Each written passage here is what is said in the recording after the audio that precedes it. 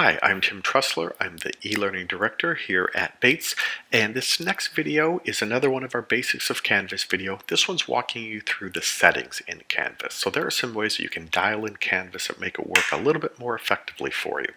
So to access all of these, we're going to click on the top left on the account button, and you'll see some stuff in there. Some of it you're not going to care about, some of it isn't even active, but notifications is actually going to be our next video. It's how often you want items sent to you and where you want them sent.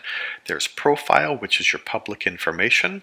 Files, which is where you can add or access files you've done.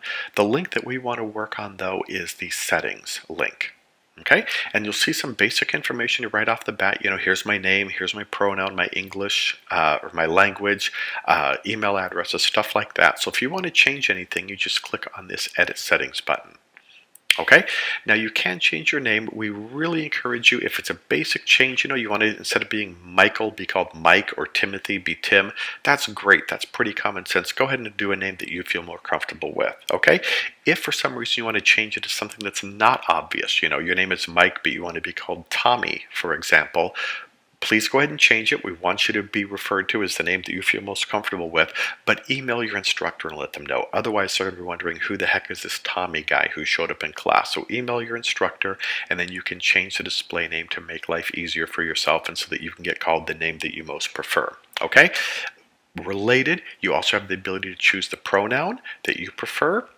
So at this point in time, the options are none, she, her, he, him, they, them, or ask my pronoun. If for some reason you have an item that you would like added to that list, please email us or contact us, let us know, and we will certainly take that into consideration. Okay? You can also set your default language and time zone, and then underneath that you see the change password box. So obviously your password is really unsecure. For all of you, at least for the default, it is your Bates student ID. So we strongly encourage you, come here, click on this box, and then change it. So you have to type in the old password, again, that 9-digit Bates ID number, but then you can type in a more secure password. Okay?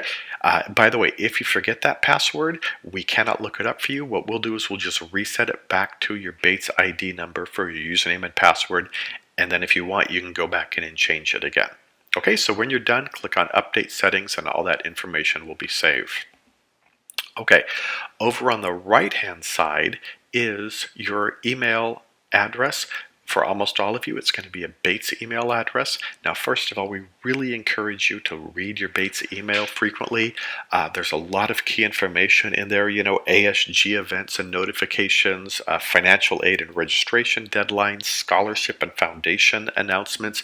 So please read your email. But we also know that most of you read your personal email much more than you do your Bates email. So if you want, I would really recommend clicking on this plus email address, add email address link, type in your Gmail or whatever email address, and then click on register email, and it'll do that routine that almost all of us have done, where it sends you the registration email. You click on it to confirm your email address, and then you will see a second email address right here as well.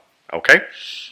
Down at the bottom, most of this stuff no one deals with or no one wants to touch. It shouldn't matter. But there are a few things down here you might want to turn on and most of them deal with accessibility. I like having high contrast user interface turned on. What that does is it gets rid of a lot of the colors and makes most of the pages black and white, so they're easier to read. I also like to have my links underlined automatically. If it's a hyperlink, it'll be underlined in Canvas. And again, you can turn that on and off, or any of these others as well. Okay, so that is the settings in Canvas. Hopefully that makes sense to you. Some of these may make sense after you've got a week or two under your belt. Come back in here and change this and get this dialed in the way that works best for you. And as always, if you have any questions, any comments, any way that we can help you, please give us a call at 253-680-7233 or email us at olc@batestech.edu.